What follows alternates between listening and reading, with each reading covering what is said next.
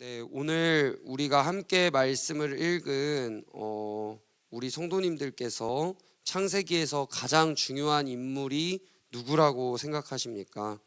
어떤 분은 아브라함, 또 어떤 분은 아담과 하와, 또 어떤 분은 이삭이라고 생각하실 수 있습니다. 그러나 이제 제가 예전에 배울 때 창세기에서 역사적으로 가장 중요한 사람은 누구냐? 야곱이라고 들었던 기억이 납니다. 왜 그럴까요? 야곱에게서 12아들이 나왔고 그 12아들이 이스라엘의 12지파가 되기 때문입니다. 이스라엘 역사에서 12지파는 아주 큰 의미를 가지고 있습니다. 그렇기 때문일까요? 오늘 본문은 마치 샌드위치처럼 야곱의 족보, 그다음 이삭의 죽음, 그리고 에서의 족보를 우리에게 나란히 보여주고 있습니다. 먼저 야곱의 12아들을 이야기하고 그다음 아버지 이삭의 죽음을 통해서 야곱과 에서가 함께 장례를 치른 다음에 곧바로 에서의 족보가 이어지고 있습니다. 오늘 설교 제목이 택함 받은 자와 택함 받지 못한 자입니다. 택함 받은 사람은 누구이죠? 야곱입니다. 그렇다면 택함 받지 못한 자는 누구입니까? 에서입니다. 우리의 인간적인 눈으로 볼 때 참 불공평해 보일 때가 있습니다. 어쩌면 에서는 크게 잘못한 것이 없는 것처럼 보이기도 합니다. 하나님이 날 때부터 야곱을 선택하셨기 때문에 에서는 어쩔 수 없이 엇나간 길이 예정되어 있었던 것은 아닐까 우리는 생각할 때도 있습니다. 그러나 오늘 본문은 에서의 두 가지 행동을 통해 그가 어떻게 하나님의 언약에서 멀어졌는지를 우리에게 보여주고 있습니다. 에서의 첫 번째 행동이 무엇이었냐면 가나안 여인을 아내로 맞이한 것입니다. 36장 2절을 보면 에서는 헷 족속과 휘 족속 등 가나안 여인들을 아내로 맞이합니다. 하나님께서 가나안 사람과 통혼하지 말라고 하신 구체적인 율법은 이 창세기 다음에 출애굽기나 신명기에 등장하고 있습니다. 그러나 이미 창세기 24장과 28장을 보면 그 에서의 할아버지인 아브라함, 그 다음에 아버지 이삭이 가나안 족속의 딸을 아내로 맞이하지 말라고 신신당부하는 장면이 나옵니다. 그러니까 이것은 단순히 믿지 않는 자와 결혼을 하면 안 된다라는 이런 표면적인 의미를 넘어서 하나님의 말씀을 믿고 살아가는데 방해가 될 만한 요소들을 곁에 두지 말라는 영적인 의미를 같이 담고 있는 것이죠. 그것이 하나님의 뜻이었습니다. 또 에서의 두 번째 행동은 무엇이냐? 오늘 말씀을 보면 약속의 땅을 떠난 이삭입니다. 에서는 하나님이 주신 약속의 땅 가나안을 뒤로하고 세일산으로 떠났습니다. 우리가 오늘 읽은 말씀 36장 7절은 그 이유를 두 사람의 소유가 풍부하여 함께 거주할 수 없음이러라 라고 말씀하고 있습니다. 그러니까 현실적으로 보면 재산이 이제 에서와 야곱이 너무 많아져 가지고 어쩔 수 없이 분가한 이런 아주 타당한 이유처럼 보입니다.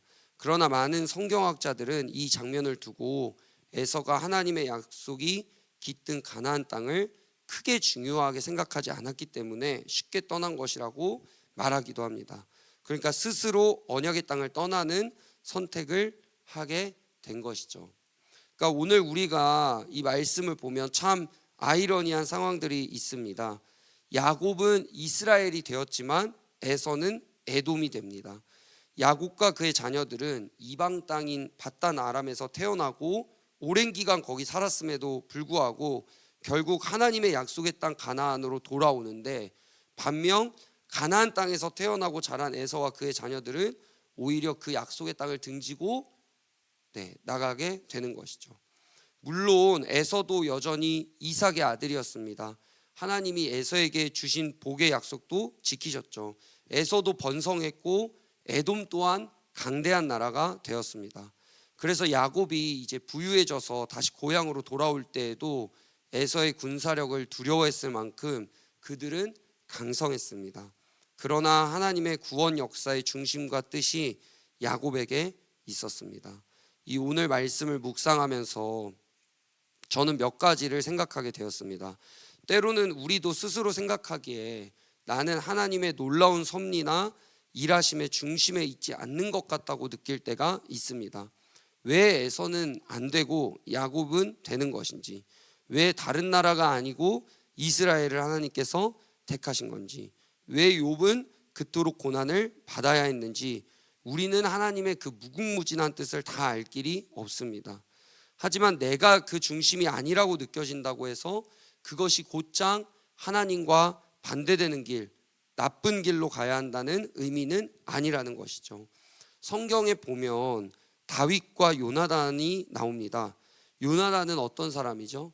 이스라엘의 1대 왕 사울의 아들이었습니다. 그러면 당연히 요나단이 이제 이스라엘의 2대 왕이 되어야 될 사람이었죠. 그런데 하나님이 다윗을 다음 왕으로 삼으셨습니다. 그때 요나단이 우리 아버지가 왕인데 네가 왕이라고? 나는 절대 인정 못한다 라고 분노하지 않고, 그 요나단이 하나님의 뜻을 100%다 이해하지 못했을지라도 그 뜻에 순종하며 받아들였습니다. 모세 역시 가나안 땅에 들어가지 못한다라는 하나님의 말씀에 100% 이해하지 못했을지라도 온전히 순종했습니다. 그러니까 이처럼 이 하나님의 구원 역사의 중심에 내가 있지 않다고 해서 삐뚤어지거나 무조건적으로 나쁜 길을 택하는 것은 아닙니다.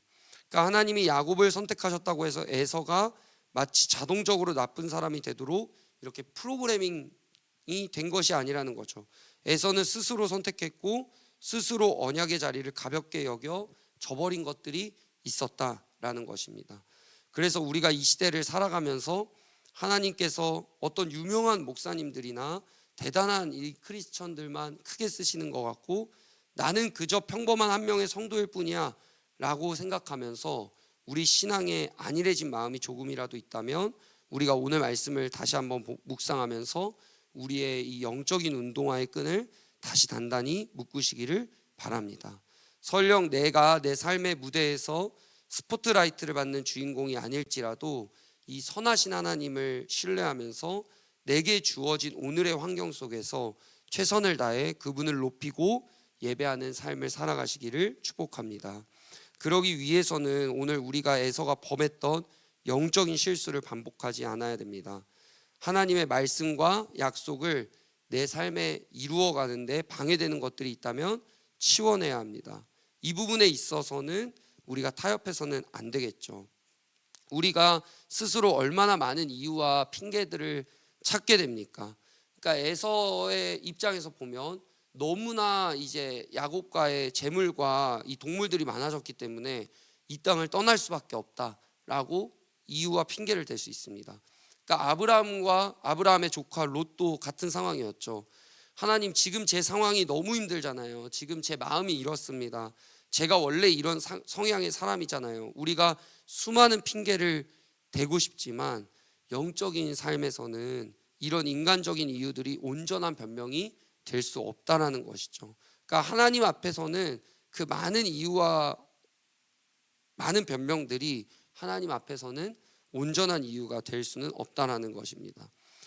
요즘 우리가 유튜브나 TV들을 보면 많은 분야에 이제 정점을 찍었고 정점을 찍고 있는 사람들은 이렇게 많이들 이야기합니다.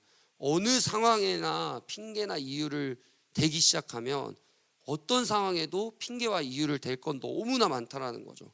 그러나 중요한 건 그것들을 뛰어넘어서 어떠한 결과를 만들어내느냐, 이게 이제 다른 결과를 만들어낸다라고 이야기합니다. 그래서 우리가 오늘 하루 하나님의 뜻을 이루기에 방해되는 것들이 있다면 단호히 끊어내시는 은혜가 있기를 바랍니다. 그래서 내일로 미루지 마시고 오늘 바로 지금 우리가 결단해 하나님께 가까이 가기를 원합니다. 두 번째로는 우리가 에서의 그 이사를 보면서 우리도 우리의 수많은 결정에 있어서 하나님의 결재를 기다려야 한다라는 것입니다. 성경을 보면 수많은 인물들이 떠났습니다. 아브라함도 고향을 떠났고 예수님의 제자들도 배와 그물을 버려두고 떠났습니다. 그러나 그들은 하나님의 말씀, 예수님의 부르심에 의지하여 떠났습니다. 반면 에서는 자기 자신의 판단으로 떠나게 되었죠. 그러니까 우리가 삶의 중요한 방향을 옮길 때 반드시 하나님의 결재가 있어야 됩니다. 이거는 뭐 오늘 에서를 비유해서 그렇지 어떤 표면적인 이사를 말씀드리는 것이 아닙니다. 그러나 저부터도 때때로 하나님의 결제를 구하는 일에 소홀해지거나 가볍게 여길 때가 있다라는 것이죠. 그러니까 우리는 신앙생활하면서 너무나 쉽게, 너무나 빨리, 너무나 자의적으로 하나님의 결제가 있었다고 말합니다. 정말 그것이 맞나요? 그것이 정말 하나님의 결제가 있었을까요? 그러니까 어느 정도로 우리가 하나님의 결제를 받으려고 참았을까요? 어느 정도로 기다렸을까요? 아, 이거는 진짜 아니야. 이거는 내 생각이 정말 아니야. 라고 결심하고 또 결심한 것을 우리는 몇 번이나 물고 몇 번이나 더 하나님께 여쭤봤을까요? 그러니까 내 자의적인 해석과 감정이 섞였을까? 우리가 몇 번 고민해 봤을까요? 우리가 그러니까 말씀을 읽고 기도하면서 하나님의 결제가 떨어졌다라는 말을 너무 쉽게 한다는 거예요. 그러니까 그게 하나님의 결제가 있을 수도 있겠지만 때로는 하나님의 결제가 이렇게 빨리 이렇게 쉽게 내가 기도 잠깐 하고 있을 수도 있었겠지만 기도 잠깐 하고 말씀 보고 바로 하나님의 결제가 이루어질 수 있는가? 또 이 말씀을 읽다가 내 마음에 감동되면 이 모든 것이 다 하나님의 결제였을까? 라는 걸 우리는 몇 번 되뇌어 봤을까? 라는 것을 생각하게 된다라는 것이죠. 그러니까 여러분들이 내리신 그동안의 결정들이 다 틀렸다 이런 말씀을 드리는 것이 아니라 다만 우리는 더 치열하게 하나님의 결제를 기다려야 된다는 거죠. 그 응답이 며칠이 걸릴지 몇 달이 걸릴지 몇 년이 걸릴지는 저도 잘 알 수 없지만 분명한 것은 하나님의 결제를 기다리는 시간에 나에 대한 생각이 점점 적어져야 되고 작아져야 된다는 사실입니다. 예전에 이제 담임 목사님께서 몇 번 사역지를 옮길 때에 그 목사님의 기준에 대해서 이야기해 주신 때가 있었죠. 그때 자신에 대한 기준은 없었습니다. 모든 게 다 하나님의 편에서 생각되고 하나님의 편에서 세우신 기준이었죠. 근데 그렇게 했을 때도 그게 전부 다 하나님의 뜻이라고 말씀하시지는 않았습니다. 그냥 단순히 조금이라도 하나님의 뜻에 가까워지기 위한 조치들이었지 그게 전부 뭐 내가 뭐 어색한 사역지에 가고 사례비가 적은 곳에 가고 뭐 더 열악한 상황에 간다고 한들 그게 우리가 어떻게 함부로 다 이게 무조건 하나님의 뜻이다라고 이야기할 수 있겠습니까? 그러니까 모든 결정의 완벽한 정답은 우리가 알 수 없을지도 모릅니다. 그러나 그 하나님의 결제를 기다리는 순간에 내 생각, 내 감정, 내 상황을 앞세우는 마음이 점점 줄어들고 오로지 우리가 마태복음 6장 33절의 말씀처럼 하나님의 나라와 그분의 뜻을 구하며 기다릴 때 그때 비로소 선하신 하나님의 결제가 우리 삶에 이루어질 줄 믿습니다. 저보다 늘 더 시급하고 중대한 결정을 내리면서 치열하게 살아가시는 성도님들의 매일의 삶 속에서 진짜 하나님의 뜻이 깊이 임하기를 저 역시 오늘 간절히 기도하도록 하겠습니다. 우리 함께 기도하도록 하겠습니다.